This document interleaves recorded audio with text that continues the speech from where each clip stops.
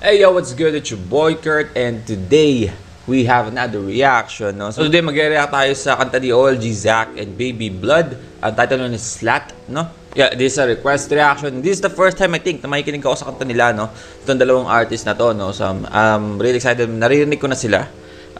OLG Zach, no? May nakita na akong video may nag-trending na video si OLG Zach sa ano eh. OLG Zach ba yung pagkabigas ng pangalan niya? Basta yeah, may nag-trending siyang video noon sa social media, no? Alam niyo naman siguro, pero di tayo mag-jump sa mga yon. Ayun yung pinakauna ko siyang nakita. Nakikita ko rin na featuring siya sa mga kanta or kasama siya sa mga kanta. Kaila ko siya sa mukha. Pero this is the first time actually na makikinig ako sa kanta niya, no? And Baby Blood, I think, nakita ko na rin siya eh. May nag-post sa Facebook. Alam mo yun, sa mga grupo na nag-update sa'yo na may bagong kanta si ganito, bagong kanta si ganyan, no? Siya yung parang Guwapings na bata, di ba? Meron siyang music video na parang magsama siyang babae. Hindi ko kasi alam yung title, hindi ako nakikinig sa kanya. But again, this is the first na napapain ko kasi ng dalawa. I'm really excited, Slat, no? Without further ado, let's get it. Hey! Parang masyadong madrama naman nata yung...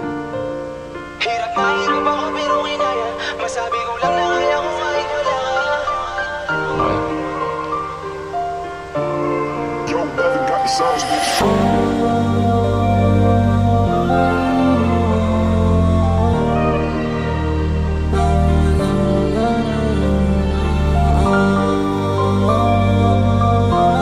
Parang no? Parang nag-mature na itsura ng Baby Blood, no? Unang best na wala ng kaibigan sa edad ko na 12. Daming nagbago sa aming hood, lahat ng nakapost ay nawala. Siguro, no? Siguro. Pero ang hirap lang na, no? Siguro magkaiba kami ng the way lumaki, no? Pero na 12, no? Na-imagine na niya or nakakagawa na siya or nakakaalala na siya ng mga ganto na naiwan siya ng mga tropa niya sa edad na 12. Edad na 12, parang wala pa akong pakialaman eh. Puro computer kasi ako nung edad na 12. No? Kaya parang hindi ko napapansin yung paligid ko. But yeah. Ay nawala. Kaya yung mabago yung buhay ko himala. At kung babalik pa ba ako sa lugar ko di na nga. Di mo alam pinagdaanan ko. Tanging alam mo lang ay pangalan ko. Ang tanong kung darating ka pa kailangan. Andiyan ka lang kasi ako kailangan mo. Kung dumating ka talis ka din hindi na lang. Si minsang nagtiwala din na minsan na di na lang. Nagbigay ng oras nung kailangan mo. Kasi wala ka rin naman nung kailangan ko. Hirap na hirap ako pero kinaya. Masabi ko lang na kaya ko kahit wala ka. Di lang buhay tinaya ko. Sinagad ko pati pato para lang may panalo. Yeah, ilang tunay na lang ang natitira. At ilang buhay pa pang dapat mawala. Ang masakit lang may kailangan mauna. Para lang gumising at may salba mo yung iba.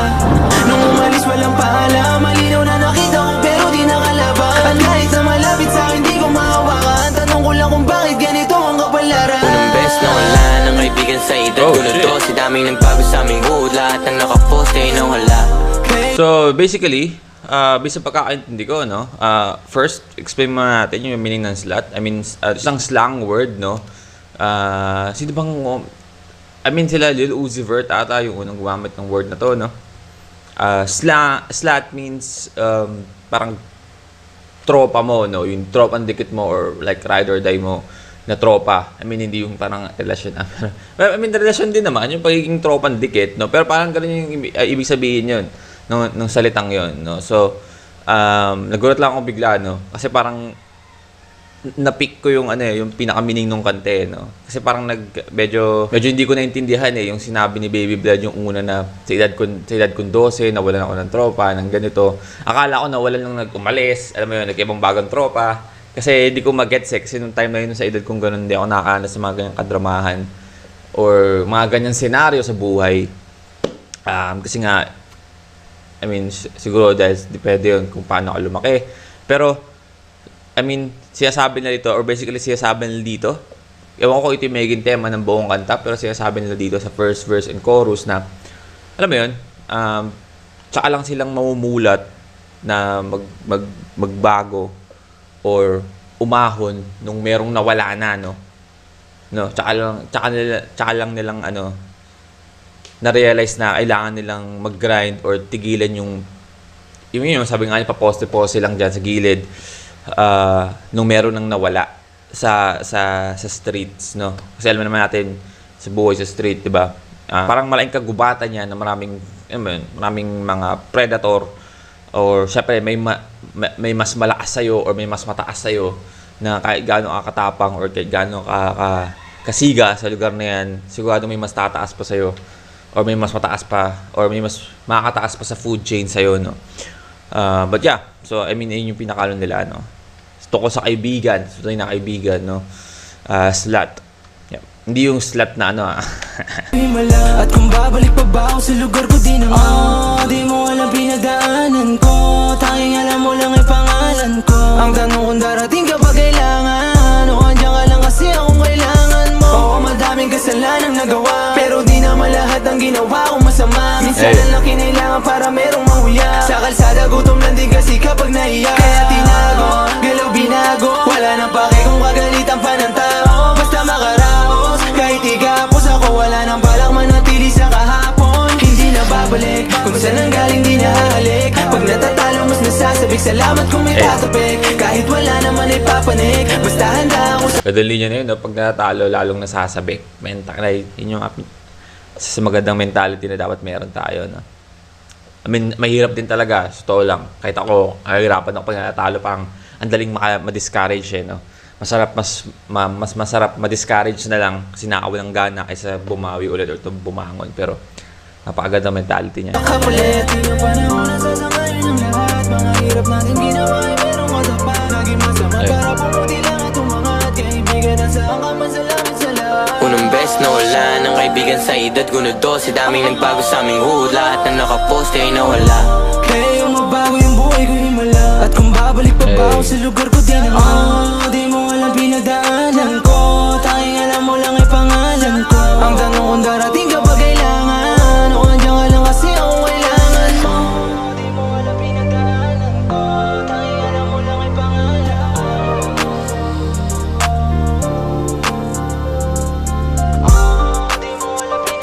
Alright, well, that's all G-Zack, Feet Baby Blood, Slatman. Damn, di ko yun na-expect na nagiging ganito ka-meaningful tong kantan to, man. Tell you honestly, no? Kasi minsan ini-expect ko na lang sa mga bagong kanta na yun ngayon is yung parang hype, no? Yung parang adrenaline ng kanta. Parang, woo! Parang gawin na lang iniisip ko sa mga kanta. I mean, hindi naman masama, no? Kasi maganda rin makinig ng mga ganong kanta. Pero, I mean, nakakamiss din makinig ng ganitong kanta. Yung napaka-meaningful. Hindi ko na-expect na magiging ganun yung kanta nila, no? Alam ko yung meaning ng slut. Nasa isip ko na nung bago ko painggan to na parang to sa tropa-tropa to ko dito, yung mga tunay, no? Pero hindi ko na-expect na sa ganitong paraan nila atakihin yung kanta ay napakaganda, no? Hindi ko na-expect na may enjoy ko yung kanta. Tell you honestly, guys, no? Solid. But yeah, that's our reaction for today. Salamat sa nag-request, no? Napakagandang kanta. By the way, kung gusto nyo mag-react sa yung artist, singer, rapper, song, just comment down below. We're going to react to it. And yeah, that's it for me today. See you on my next vid. Stay awesome. Peace.